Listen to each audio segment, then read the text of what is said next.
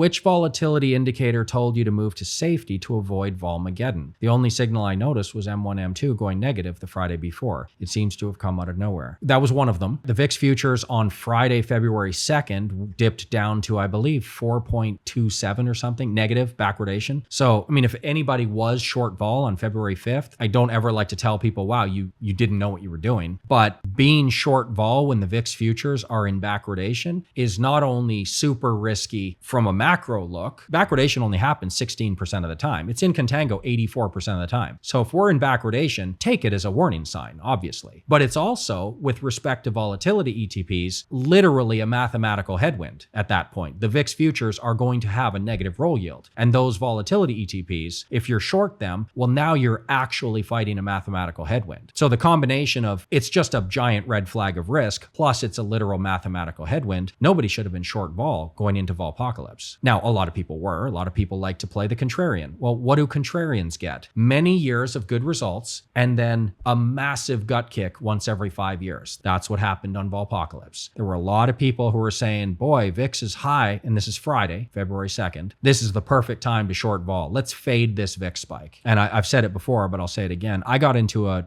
Twitter beef, basically, with another fairly well-known person who was saying that, who was saying this is just a perfect setup signal to go short vol. And we argued back and forth on Friday, through the weekend, right until Monday. I was saying, hold on, like this is not the signal you think it is. And he's like, oh, you're crazy. And then, of course, Volpocalypse happened from February 6th to February 30th. Not to make this about business or money, but I had, 50 new subscribers come to my service because many of them named him by name. They're like, wow, he got us into an epic decline. Like they lost 70, 80% of their money. Yeah, don't be a contrarian. If you're asking specifically, the VIX futures were good enough, but beyond the VIX futures, let me pull up my emails. You highlighted the VIX futures, which were backward on February 2nd. Yeah, that was one. But M4 was as well. Front month roll yield, VX30 roll yield, the entire cash VIX term structure, this thing was also backward. Everything was ugly. It was an absolute no-brainer to exit out. Now, I didn't only exit on February 2nd. We actually exited before that. I was out on January 29th and I was out into full safety. So I didn't even suffer the drawdowns from January 29th until February 5th. Remember, the markets also went down on the 30th and the 31st and the 2nd. Those were bad days as well. We missed all of them because my volatility barometer basically caught the signal very early. If you wanted to narrow in on the most important ones, it's actually not the M1, M2, because remember, that doesn't take into account the days to expiration. So what you really want to focus on, for me personally, is the adjusted M1, M2, where this metric is actually calculating the actual days to expiration as well, how the volatility ETPs actually function. And you can go through the formulas, and I kind of basically just showed people how to do it if you're interested in that kind of geeky, boring stuff. But M1, M2 VIX futures adjusted is a good one. The VX30 to VIX roll yield's a good one. For me personally, which I don't share the methodology, but the cash VIX oscillator is one of my favorites. VXX crush level. Of course, my barometer is the most specific volatility metric, which caught it very early as well. The M1, M2 VIX futures aren't the best one. But in that case, because Volpocalypse was so easy to see ahead of time, it was good enough. Futures were backward,